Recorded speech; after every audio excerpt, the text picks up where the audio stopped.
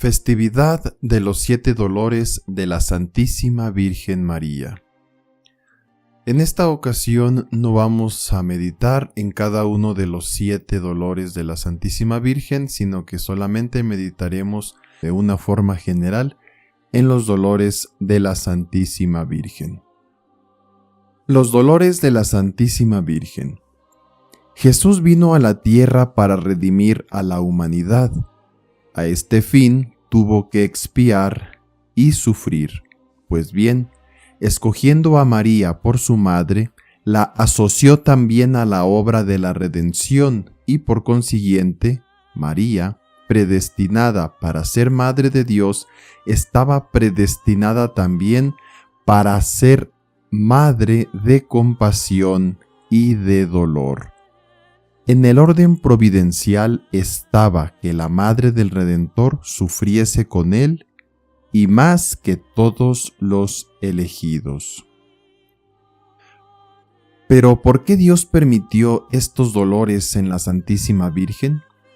La primera causa fue el amor infinito de Jesús a María, porque como desde la eternidad Él la había escogido para madre suya, asimismo, desde la eternidad había decretado su cooperación en la obra de la redención de los hombres y por el mismo medio el dolor. La dignidad de Madre de Dios implicaba pues la corredentora y la Madre de los hombres, y por eso Jesús moribundo le confió su discípulo y todos nosotros. Ahí tienes a tu Hijo. María, por una segunda maternidad, nos dio a luz en el Calvario. Esta asociación a los sufrimientos de Jesús, mostrando de qué cantidad de sacrificio era capaz María, debía hacer brillar sus virtudes y acrecentar sus méritos en un grado prodigioso y como infinito. Por haber sufrido como Jesús, ha llegado a ser gloriosa y honrada como Él, Reina del cielo y de la tierra. Su nombre es, como el de Jesús, celebrado en lo más alto de los cielos, amado e invocado con una absoluta confianza por todos los cristianos y temido por los demonios. La gloria de Dios estaba interesada en que María participase de los sufrimientos de su divino Hijo y fuese enclavada con él en la cruz. Porque si Jesús se inmolaba como víctima de expiación por los pecados del mundo, María, por su parte, en su propio nombre y en nombre de la creación entera, ofrecía a Dios esta víctima misma de un valor infinito, y con ella y por ella rendía a Dios los homenajes de adoración, de gratitud, de santificación y de amor que le son debidos.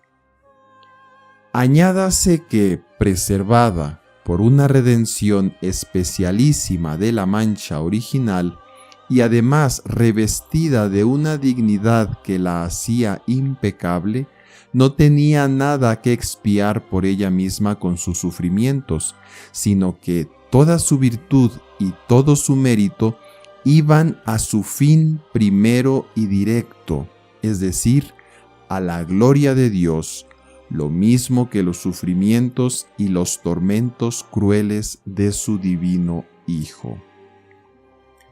También quiso Dios que María sufriese por el bien de la Iglesia y por nuestro interés, a fin de que sus méritos sobreabundantes, parte del tesoro de la Iglesia, viniesen a ser nuestro patrimonio para todos y nos fuesen aplicados bajo la forma de gracias, de indulgencias y de bendiciones.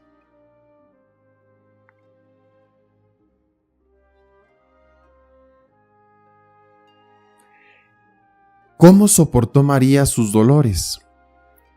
Pues en los continuos dolores de su alma, durante toda su vida y sobre todo en las crueles angustias de la pasión, María fue siempre de una paciencia, de una fortaleza y de una constancia admirables. sufriendo sin queja, ni murmuración, ni desfallecimiento. El Evangelio nos la muestra habiendo seguido a Jesús hasta el Calvario, de pie junto a la cruz, firme, tranquila, silenciosa, y como cumpliendo el oficio de sacerdote y víctima. Su obediencia y su conformidad a la voluntad santa de Dios eran plenas y enteras como las de Jesús. No quería sino lo que quería Dios, quería la pasión y la muerte de Jesús porque Dios la quería. Y, si fuese preciso, según el pensamiento de San Antonio y de otros santos, no hubiese vacilado en imitar a Abraham, renovando en el Calvario su acto de heroísmo. Su humildad no es menos admirable. Ella, enteramente plena en los sentimientos de su divino Hijo, que habiendo tomado sobre sus espaldas los pecados de los hombres, se ofrece a su Padre como la víctima única que debe satisfacer a su justicia, como el gran culpable sobre quien debe descargarse todo el peso de su cólera. María tenía la ciencia de los misterios de Dios. Sabía que si Jesús se había encarnado en su vientre, era para ser hostia de propiciación por los pecados de los hombres, que de su sacrificio dependía la restitución de la gloria debida a Dios y la salvación del género humano.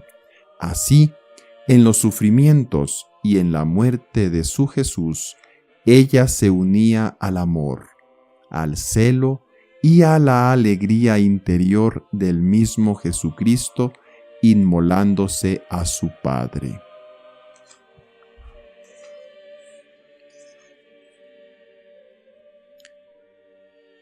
Sería un error creer que María no comenzó a sufrir sino al pie de la cruz del Salvador. San León dice de Jesucristo que su pasión comenzó desde su concepción. Igualmente podemos decir que los sufrimientos de María comenzaron antes de que Simeón le predijese la espada de dolor, y aún desde Nazaret, antes del nacimiento de su hijo.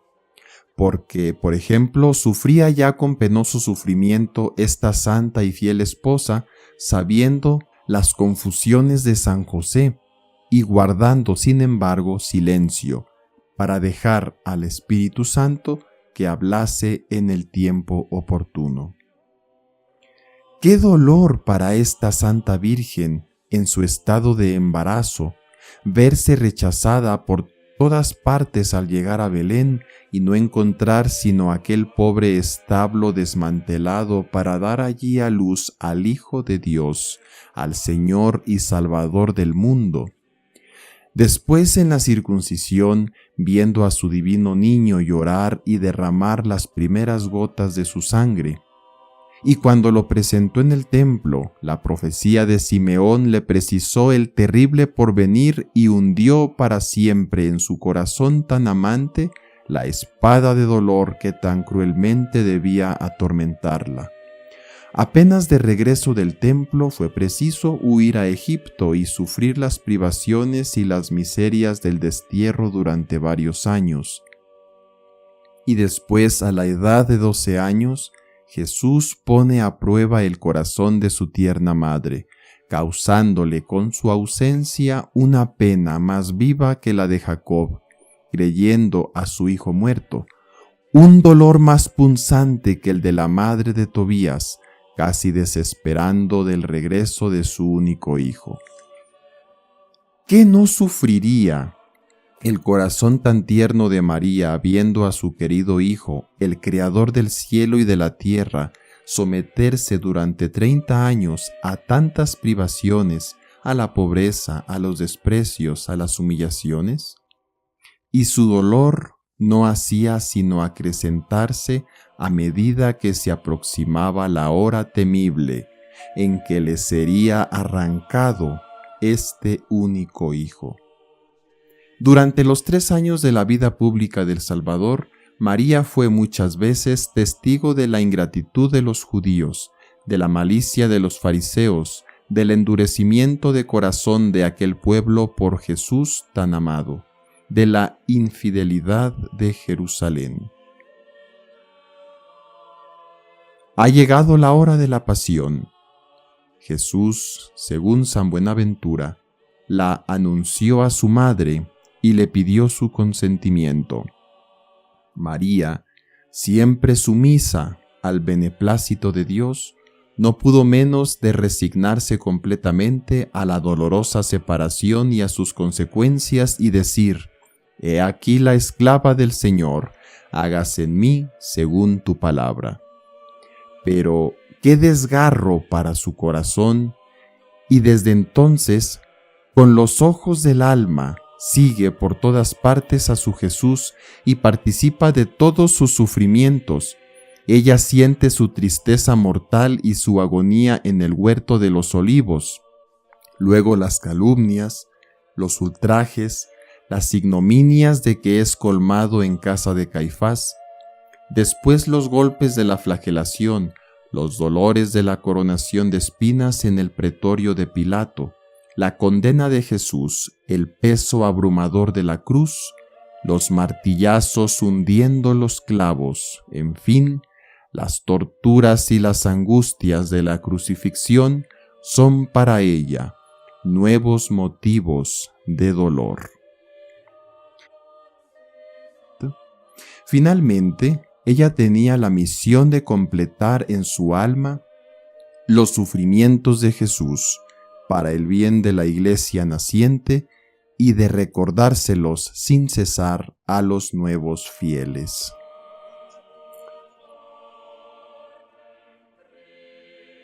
Demos, pues, gratitud y acción de gracias a la Virgen Santísima por todo lo que ella sufrió por causa nuestra. No dejemos pasar ninguno de nuestros días sin haber reflexionado al menos por algunos instantes sobre sus dolores y sobre la pasión de Jesús. Pidámosle la gracia de imitar sus virtudes y de permanecer siempre perfectamente obedientes como ella a la adorabilísima voluntad de Dios, llenos de amor y de celo por la gloria del Señor y la salvación de las almas. A Dios sean dados el honor y la gloria por los siglos de los siglos. Amén.